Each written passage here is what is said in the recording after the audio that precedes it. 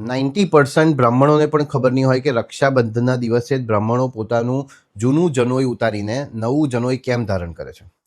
આની પાછળ છે ને આપણું વૈદિક સાયન્સ છે. પ્રાચીન સમયમાં આ દિવસને ઉપકર્મ કહેવાતું હતું. એટલે કે શ્રાવણની પૂનમને રક્ષાબંધનના દિવસે આ દિવસે ગુરુકુલમાં નવા શિષ્યોનું ભણતર શરૂ થતું હતું અને ત્યારે જ ઋષિ તર્પણ કરવામાં આવતું હતું. એટલે ઋષિ મુનિઓ હતા એમનો આભાર માનવામાં આવતો હતો કે એમણે આ બધી આપણને શાસ્ત્ર આપ્યું. અને તે વખતે વૈદિક ન્યૂ એકેડેમિક યર પણ કહેવાતું હતું.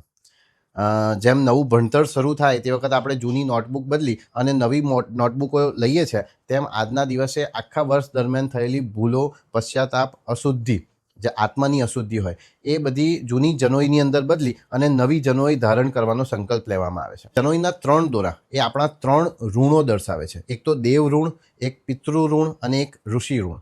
પણ જ્યારે લગ્ન થાય ને ત્યારે એમાં બીજા 3 દોરા ઉમેરાઈને 6 દોરા થઈ જાય છે. કારણ કે બાકીના 3 દોરા પત્ની પ્રત્યેની જવાબદારી અને ગૃહસ્થ ધર્મના પ્રતીક સ્વરૂપે છે. આ તો થઈ જનોઈ ધારણ કરે છે તેમની વાત. પણ જે લોકો જનોઈ ધારણ નથી કરતા એ લોકોએ આજના દિવસે એટલે રક્ષાબંધનના દિવસે શું કરવું જોઈએ, એ પણ એક બહુ મોટો ઇમ્પોર્ટન્ટ ટોપિક છે.